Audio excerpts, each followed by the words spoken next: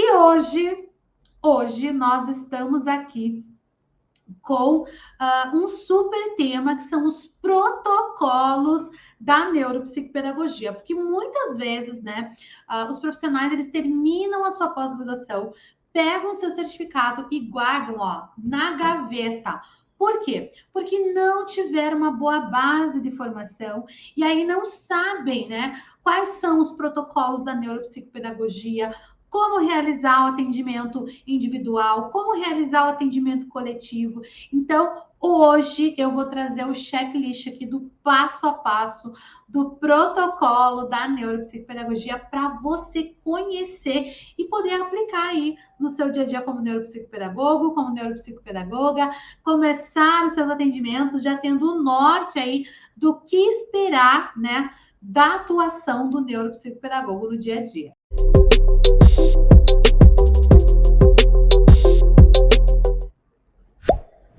Protocolo da neuropsicopedagogia clínica, do atendimento clínico.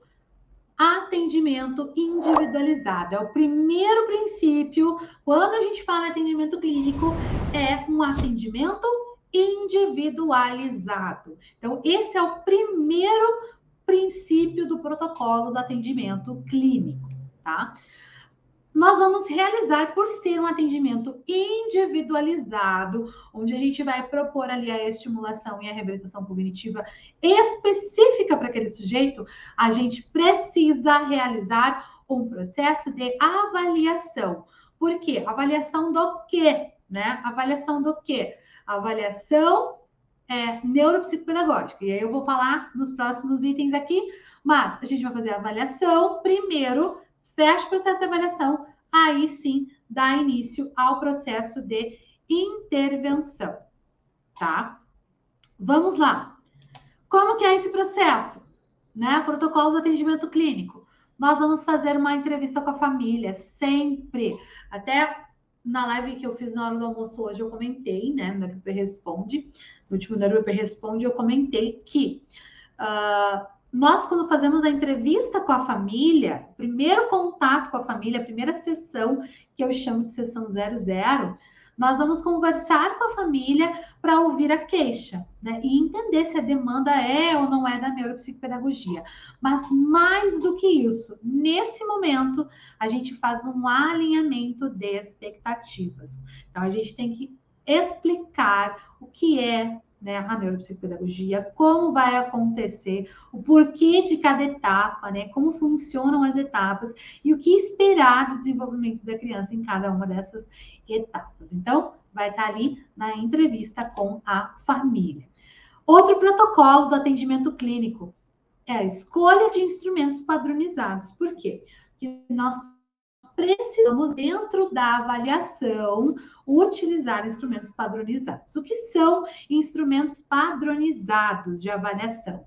São instrumentos que foram já utilizados, aplicados e validados para uma parcela da população brasileira. Então, ele vai ter um dado quantitativo, né, que nós vamos conseguir aferir se o nosso paciente está dentro da média esperada para a idade, se ele está abaixo ou acima da média esperada para a idade para cada habilidade que nós formos avaliar. Então, protocolo clínico, escolha de instrumentos padronizados. E esses instrumentos eles vão variar de acordo com a idade, né, do paciente e também a habilidade que a gente vai avaliar. Em alguns casos, existem mais o critério ainda escolaridade, né? Então, às vezes precisa de um requisito da escolarização, como, por exemplo, instrumentos que são para pré-escolares não alfabetizados, instrumentos que são para crianças alfabetizadas, instrumentos que são para o ensino fundamental, instrumentos que são para o ensino médio. Então, vai ter também essa divisão, mas geralmente é por idade e por habilidade a ser avaliada, tá bom? Vamos lá! Abordagem quantitativa e qualitativa no processo da avaliação. Então, a nossa avaliação, por a gente utilizar instrumentos padronizados, nós vamos ter a obrigatoriedade de ter uma abordagem quantitativa. Mas todo o restante do processo, alguns instrumentos como algumas entrevistas, alguns questionários, algumas observações, elas serão qualitativas. Por isso que ela tem essas duas abordagens que são muito importantes. Por quê? Porque essas duas abordagens elas vão se unir para a gente poder entender melhor, coletar mais dados, né, e poder ali levantar hipóteses sobre o que está prejudicando a aprendizagem do nosso paciente. Protocolo do atendimento clínico, então, a avaliação das habilidades que são requisitos da aprendizagem. Então, como a gente está focado em entender a aprendizagem do sujeito, a gente vai avaliar as habilidades que são requisitos para aquela aprendizagem. Por exemplo, a criança não consegue, tem dificuldade na alfabetização, não sabe ler, não sabe escrever, não consegue aprender a leitura e a escrita. Então, eu não vou avaliar a leitura e a escrita dela. Eu posso até avaliar para ver qual é o nível de escrita que ela está, né? Qual é o nível de fluência de leitura dela. Além da fluência, se ela tem alguma capacidade interpretativa do que ela está lendo, né? De maneira ali qualitativa, eu vou fazer isso, mas, acima de tudo, para eu poder auxiliar essa criança a aprender a ler e escrever, eu tenho que avaliar os requisitos da leitura, os requisitos da escrita, né? Quais são esses pré-requisitos? Então, eu vou fazer a avaliação deles.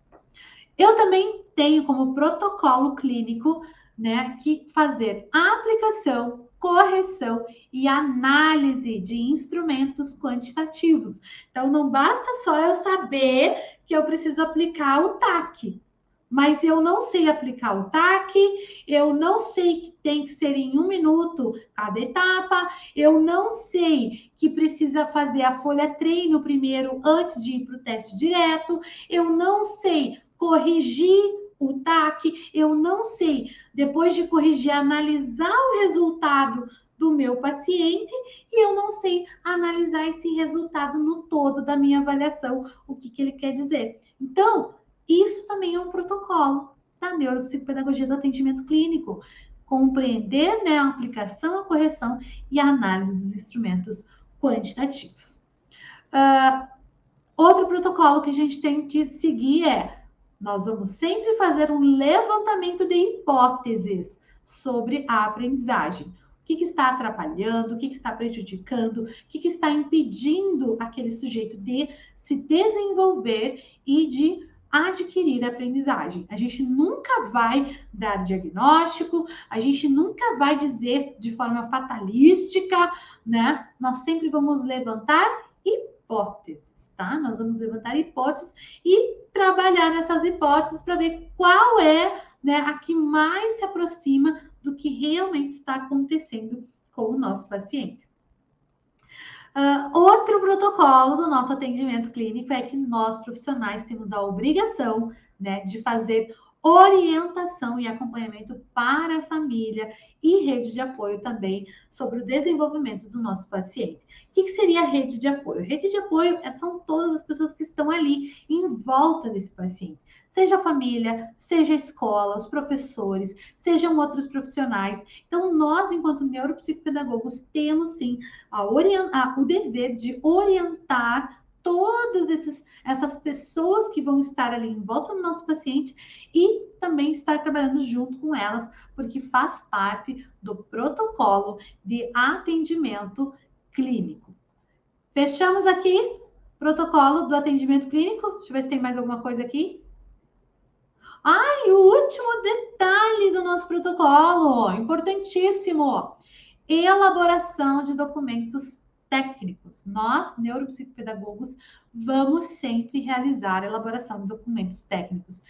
Elaboração, gente, não é copia e cola, não é modelinho. Por quê? Porque os nossos documentos técnicos, eles vão ser exclusivos de cada paciente. Então, a gente precisa relatar de maneira fidedigna, de maneira fiel ao que aconteceu naquele atendimento com aquele paciente, tá? Então, a gente não vai, a gente tem esse processo, é um protocolo, a gente vai elaborar esses documentos de maneira séria, né? Sempre embasada técnico e cientificamente, sempre trazendo todas as nossas hipóteses levantadas, né? E os encaminhamentos necessários aos nossos pacientes. Nunca perdendo a queixa da família de vista, porque afinal de contas foi a queixa que trouxe ali aquela necessidade da família buscar o atendimento, tá bom? Então, esses são alguns aí dos protocolos, os principais protocolos da neuropsicopedagogia